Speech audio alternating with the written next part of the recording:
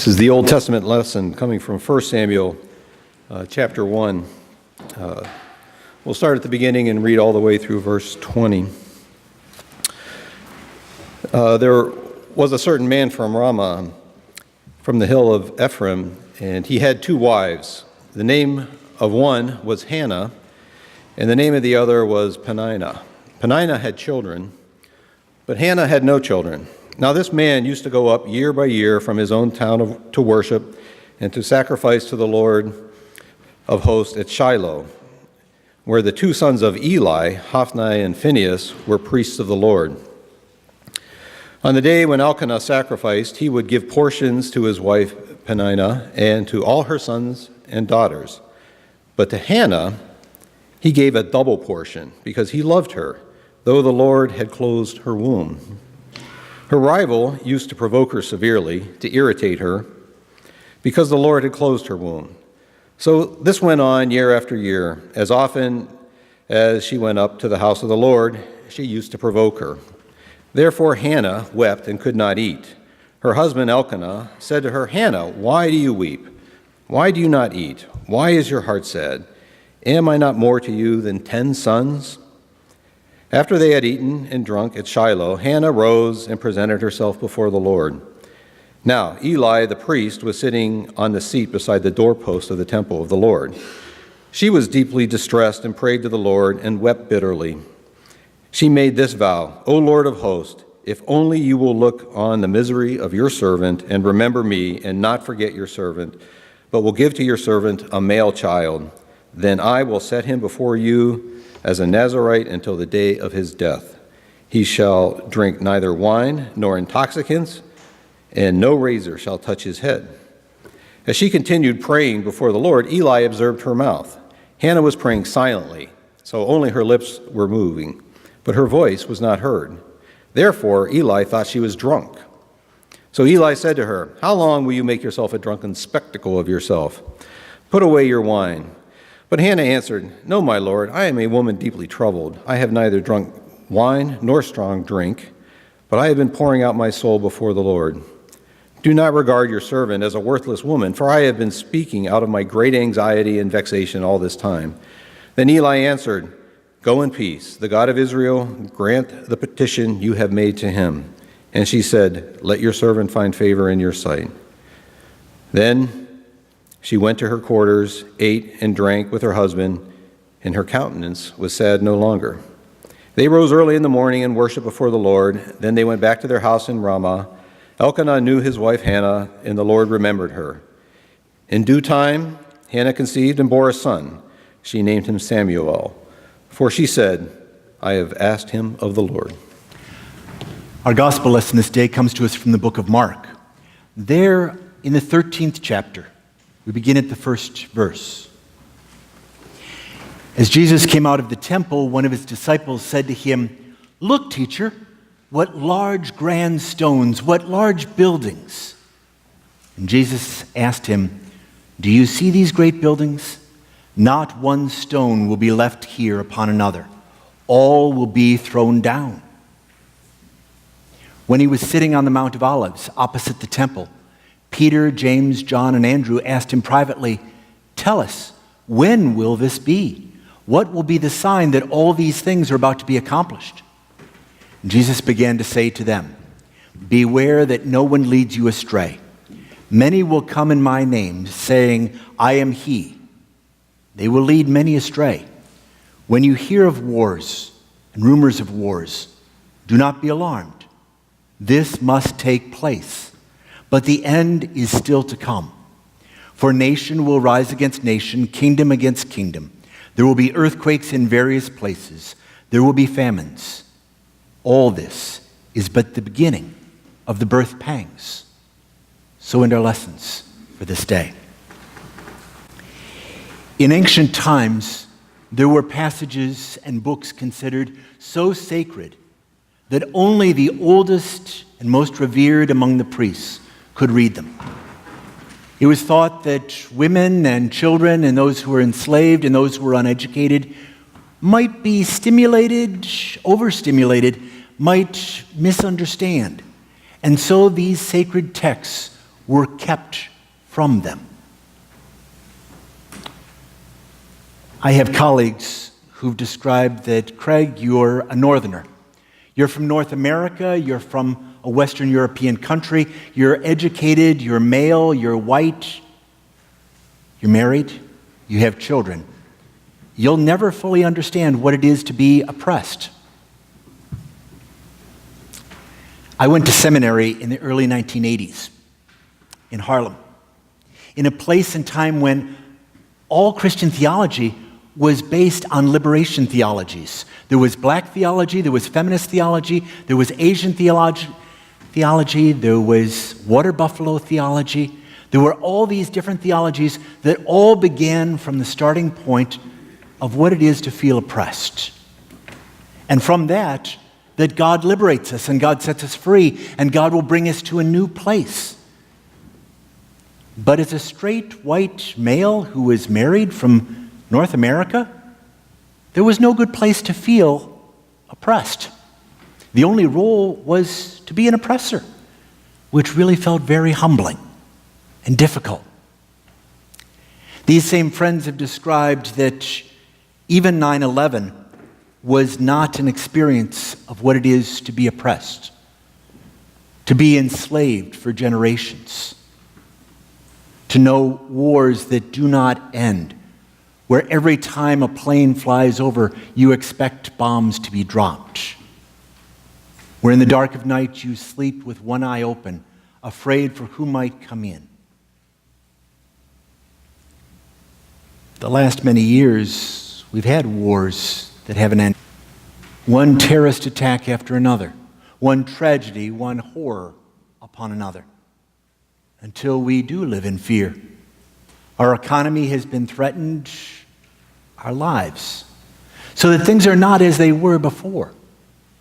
Living with that isolation, living with that fear, living with anomie, a feeling of helplessness and powerlessness. That is the starting point for the book of Samuel. That's the context that Hannah lives in, of feeling like the world is out of your control and everything is stacked against you. There is no hope and no possibility for redemption. Hannah is a strange story. A story I always thought was a historic narrative that leads us up to the birth of Samuel, who's the one who changes all of Israel to anointing kings and the monarchy and the great King David and Solomon. But this week, studying over this passage, I've come to realize that there's a different role here. Hannah is an archetype who is different from all of Scripture. There were other women who couldn't conceive. There were other women who couldn't have children. Each found a way, each used others to do so. But Hannah is different in all of Scripture. The only figure in all the Bible that I can see being similar to Hannah is Jesus on the cross, when he says, "Father, forgive them. They know not what they do." When Adam was caught in sin, he blamed Eve. Eve blamed the serpent. Sarah, when she could not conceive, took her slave, her Egyptian slave Hagar, and forced her to have a child so that Sarah could get the child. On and on through history, one generation after another uses another, until last week as we read the book of Ruth, you have the story of a grandmother who wants so much to have a child, and they're bereft.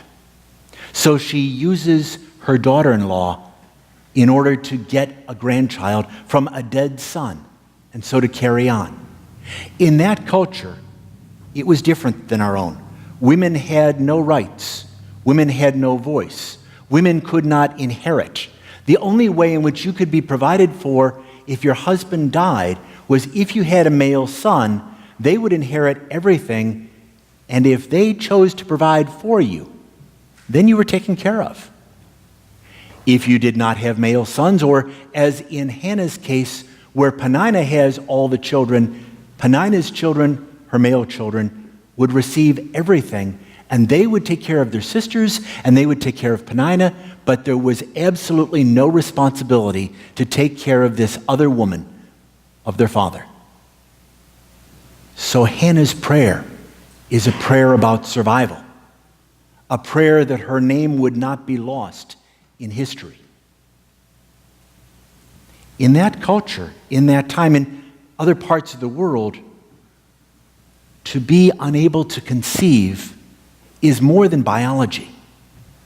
It's a statement about the generation being without hope, that it's going to end with you, that there is no future. Hannah's prayer is that something new would happen, that God would enter in. She places all her trust in God, not to use someone else, but rather to trust God. God who brings low the mighty, and God who lifts the powerless. When I was a young child, my brothers and I loved games. Our favorite was a board game called Monopoly. How many of you have played Monopoly? When we first started playing it, none of us knew how to read. But we saw the board game, and it said go, and had an arrow going this way, so we knew we had to go that way, and it had dice, so we knew we would roll the dice, and that would be how many moves we would make. We knew money. We knew allowances. So we knew how much rent we had to pay and what the purchase price was for property, but income tax and luxury tax, those were meaningless to us, so we just ignored them. And we began to make up other rules that weren't written on the top of the box because we couldn't read them. So when we got to a point where we ran out of money, we made more money. We made $1,000 bills and $5,000 bills and $10,000 bills, and we decided that you could put as many luxury hotels anywhere you wanted. So we had 10 hotels on Boardwalk and Park Place, where the board game says you can only have one on those. Years later, when we each had learned to read, we began to realize that the game changed. If you only had that much money, if you only had these rules, and you had to pay income tax, the board game Monopoly is a closed system. There's only so much money. There's only so much land. There's only so much you're able to do. You can't go outside the rules. Somebody is going to win, and all the rest are going to lose. But if you can have as many hotels as you want, if you can make as much money by writing zeros on the bills, then anything is possible. It's an open system. Then I got to college and took Economics 101. And I began to realize that economies are not just based on rents and purchase price and currency, but on investment, on having an idea that allows you to put together a market plan and to get others to get on board so that you can put your product out there, and by risking, maybe, possibly, you could make a difference. You could do something that had never been done before and fill that niche, and it would create a whole new future. And in that way, open up the system. What Hannah prays for is that in that Monopoly game, there was a wild card, that God is that wild card, and that if she could get that wild card, if she could communicate to God and God heard her, then all the rules would be meaningless. The point, the end game, would be meaningless. Hannah does something different than anyone had ever done before. Not only does she not use anyone else, enslave anyone else, but Hannah prays that maybe, possibly, if I give birth to this child, then I could give that child to God. She wants nothing for herself. It's not about her survival for her. It is for the nation. It's about a new possibility that will come to them. But for Hannah, it is enough to give this child to God. Generations later, Mary takes the prayer of Hannah, and it became the basis for Mary's song at the conception. Mary realizes what it is to be a handmaid of God, to have this gift, that you could give that no one had ever given before. A gift to God for all humanity. Jesus went into the temple and there saw it confused. They were buying and selling, they were trading currency. It was corrupt. And so Jesus drove the people out with a whip and cords. And coming out, one of his disciples said, "But what a beautiful building. What gorgeous stained glass. Have you ever been to Washington, D.C. and seen the monuments there? To see the White House? Have you been to Rome and seen the Vatican? St. Paul's, St. Peter's. These places are built as monuments so as to say this is not just for our own time, but for all time, for all humanity, to reach beyond our mortality, to build things so big, so grand, so prosperous, as to say we've made a mark on history." When I went back to Sudan the second time, after the clinic had been built, we went with politicians, government leaders from South Sudan, as well as professors from George Washington University in Washington, D.C. And they toured the clinic and they said, emperors and kings and bishops have built cathedrals and palaces and monuments to their glory, to last for all time, to show to all the world. But a people in upstate New York, a church, who will never come here, who will never know this people, have given all that they could to provide health care to a people they will never know. Emperors have built empires. Bishops have built cathedrals. But we built health care.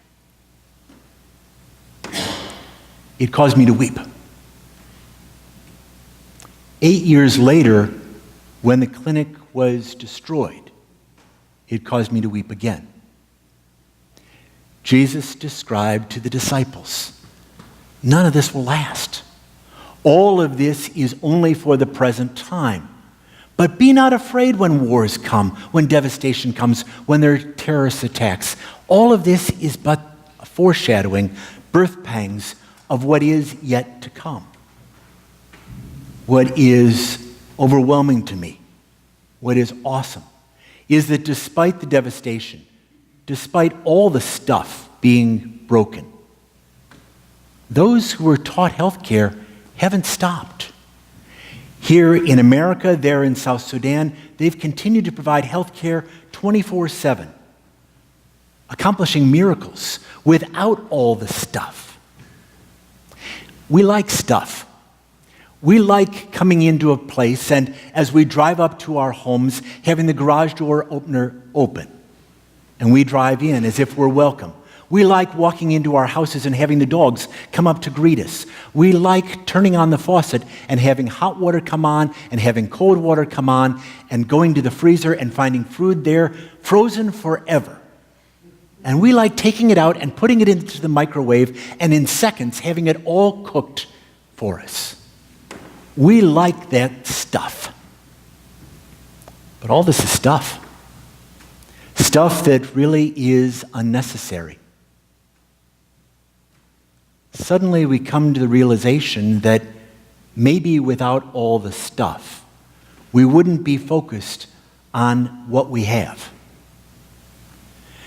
The last several years, when the housing bubble burst, when the stock market went into chaos, we all became afraid because maybe what we'd put our future into, maybe what we'd invested in wouldn't be there when we wanted it.